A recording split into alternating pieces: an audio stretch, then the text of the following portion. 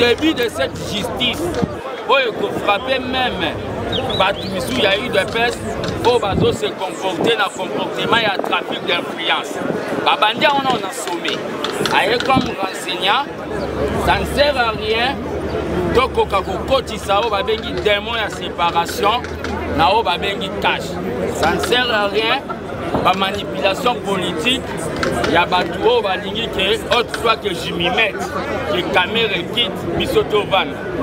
Manipulation politique et ça la maté, Batika justice et ça Moussala Nango, et ça la Moussala Nango en bonne uniforme. Justice n'est aussi ça Makambo. On doit éviter de jouer avec tous les 11 maillots, nous les politiciens. Totika juge ça la Moussala, il s'est présenté. C'est déjà au Babengi, acte moya humilité, acte moya qui s'acquiert. Donc ça ne sert à rien de faire des agitations à ce moment où tous en ont qu'un état bien, Babengi pour Bayoka. Mais mon polalelo, Bamoni, tout le monde mon amboka peut-être caméra s'est présenté, mais Moto a Simbaki, Makambuya, Sanjo, mon amboka Nicolas Kata, Mounier, Batiki, mon bouquet, Babeni, mon amboka Vital Caméra. Est-ce que les alliés politiques a deux poids deux mesures? Les alliés politiques a deux poids deux mesures. Vous savez peut-être que Nazali Moutoua Vital Caméra, mais peut-être payer mon Vital Caméra, à mon avis, que c'était devenu de trop. Il y a un gars affronté l'épreuve. Tout a suite après. Conseil n'a pas ça la bande de de peste. Et ça tout simplement qu'on ne fasse pas une diabolisation ou une justice. De côté la bande de Koyao, il y a INC, apaisement et zala. Baloba na proverbe moro et pas na biso bantu baloba batanga o me ba kuto na ngote. C'est-à-dire totika justice c'est ça maman nango qu'il n'y ait pas de manipulation, la séparation entre l'IDPS et l'INC, la séparation d'abord les sataniques. On est obligé de continuer dans l'unité et même à biso na pouvoir y aller. Oui, ça les soutient dans mon collègue.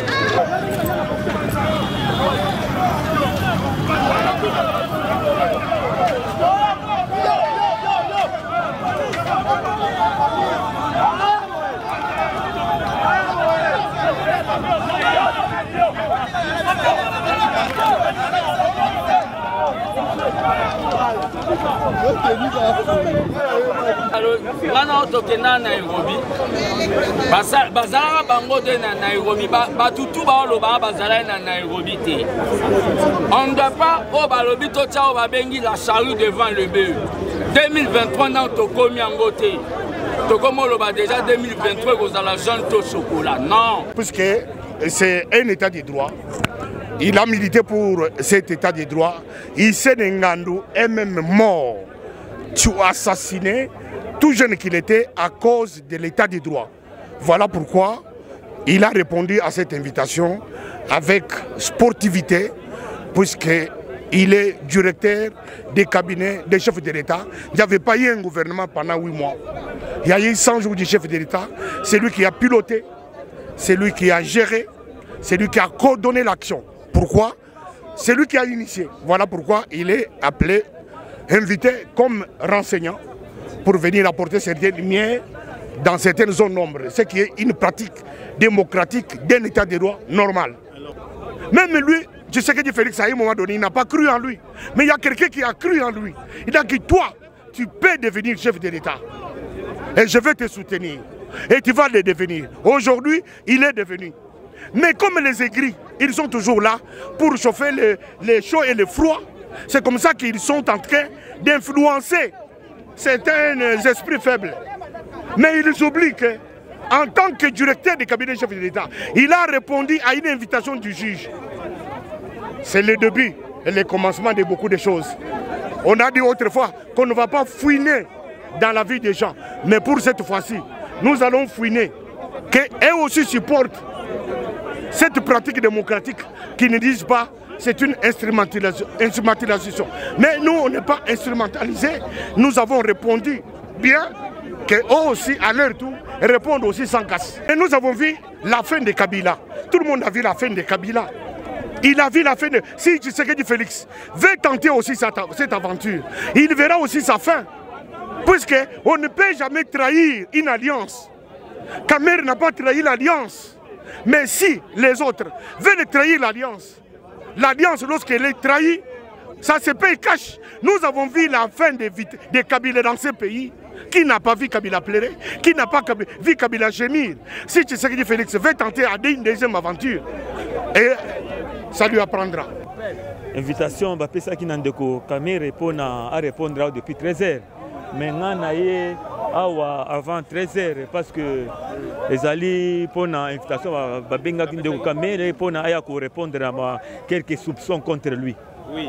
C'est quoi le propos il y a dossier il y a 100 jours il y a chef de l'État ndenge magouye kotaki ba mona clarté bandeko ba konzi justice yo senga na bango nga nazo senga basala musala le chef de l'État en campagne à l'obaki il faut asala état de droit justice c'est la indépendante alors babengani jusque là nanu toyibi nanu te eloko nini babengeli il faut tous la justice et pesa biso suite mais déjà moi soupçon moi mbilinga ezali pour na monsieur Kamere ezali ezali monsieur les journalistes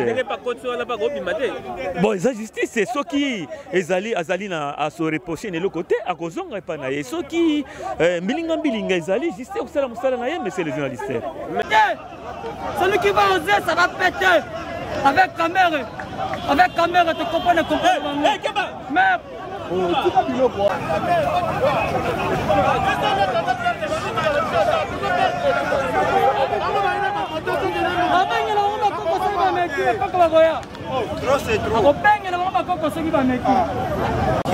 Le parquet de Matiteria, on est là, on est là dans les calmes, mais on est bien discipliné. Comme l'INC, c'est les partis les plus disciplinés de toute la République. On est là, on est venu accompagner notre leader dans les calmes et dans la discipline, mais chose étonnante, les gens de l'IDPS, nos alliés aussi, qui viennent nous agresser ici avec des cailloux. Mais vous êtes en coalition où les mains ici, les bien sûr, nous sommes viennent vous accompagner aussi à temps de temps vous, mais c'est du tel Nous sommes en coalition, bien sûr, mais je ne sais pas pourquoi les gens de l'IDPS veulent s'encharner à tout moment. Nous sommes bel et bien leurs alliés, mais je ne sais pas, dans la jalousie, peut-être ils craignent qu'en 2023, les accords de Nairobi soient appliqués, et parce que c'est notre candidat qui maintenant prendra les commandes. En 2023, c'est Vital Kamerhe qui doit bel et bien se représenter comme candidat du cash. Nous sommes là, non pas pour briser la coalition, mais nous sommes là pour accompagner la coalition et solidifier même. Chose étonnante, nos gens de l'IDPS qui veulent toutefois. Il y a une éducation à Bisso. Il y a des démocrates. Bisso riposte déproportionnelle. Ce qui déjà, Moninga Betio Mundu, qui faut opposer que Mundu qui. En droit congolais. Kabila a raison, le bac qui y a mon même image qui a son arrêté, mon même image. Non, Kabila, tango ya lobby bongo. Ye ezaki façon na mais avant de kina batu na na terrain. Ah ba beret rouge to mona bango. Machada coup sur coup. D'accord, bomba mabe kotan route kombo ya Kabila wana te po azali azata na dignité mon peuple comment kotanga ko na mboka. Kotanga Kabila sala kotanga malédiction na mboka o. Ezali je oyo biso to moni oyo ezali je kotanga Kabila ezali malédiction ko na mboka o. Soki notre commune étape oyo ezali UDPS aso jouer G à FCC de ba combien. Mais j'ai wala biso déjà INC to sa partie intellectuelle mais to moni UDPS ay ko attaquer biso yango biso pe to sa ni to se défendre. O to se défendre ba biba yeba beti biso biloko ba beti biso te. Congo le babi toute action a une réaction, ce sont des effets qui comptent. Ce n'est pas dit que ce qu'on est intellectuel, il faut faire qu'on parle comme un bata. Yango biso to songi si bango tire sur trace ba UDPS ba bundagate UDPS ba saka masa kimi ngeza ba villageois. Mais nous sommes des Kinois. Toyabi bitumba les intellectuels. To ba ista muche toyabi. Toza na mutu, toza na biki, toza pe na nyoso. Oki les soki ba meki. Biso ki ba meki biso toza prêt pour na nyoso. Avec des brutalités. Non, je suis très désolé. Le problème c'est quoi? On a invité le directeur du cabinet du chef de l'État pour venir se justifier pour l'argent des 100 jours. Est-ce que le problème de l'IDPS est là? Est-ce que les militants de l'IDPS étaient invités au parquet? Et après, nos dirigeants vont nous dire quoi? Eh non, on ne les avait pas envoyés. Mais ils sont venus, ils se sont invités. Imaginez un peu, je suis vraiment très désolé de mon parti. Trop c'est trop. Nous devons quand même, nous les combattants ou les militants de l'UDPS, savoir comment se prendre en charge. Se prendre en charge, ce n'est pas venir se prendre en charge sur un problème qui ne nous concerne pas.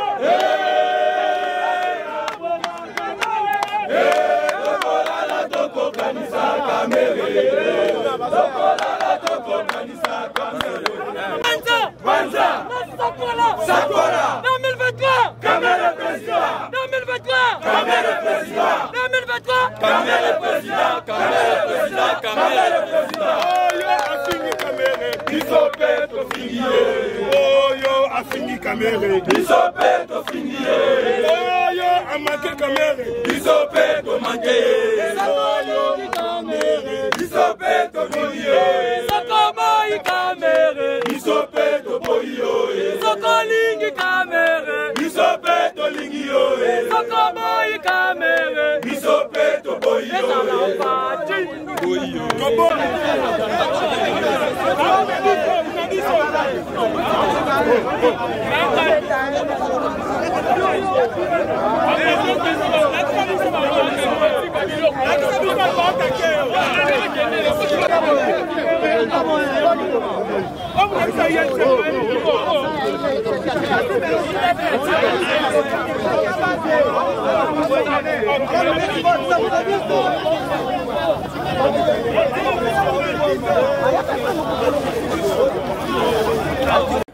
ba manipulation ya ba officine oyo ya koluka ko humilier un grand homme d'État, un grand homme politique comme Vital Kamerhe, ce n'est pas bon.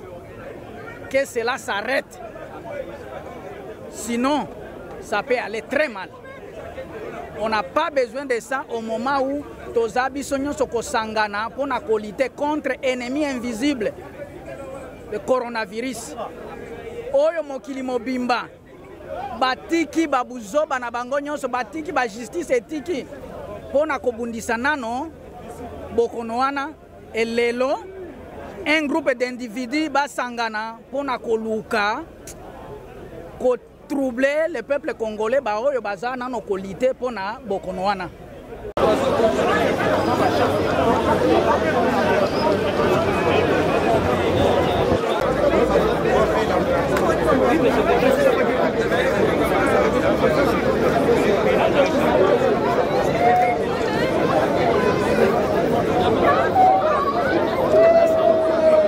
Nous sommes des militantes et militants. Il y a UNC, Union pour la Nation Congolaise, notre parti national, parce qu'on a invité notre président. Il y a parti. Il a fallu que nous soyons là, l'accompagner, entendre Nalikambo et Zakoleka Awa, contre Yé. Voilà.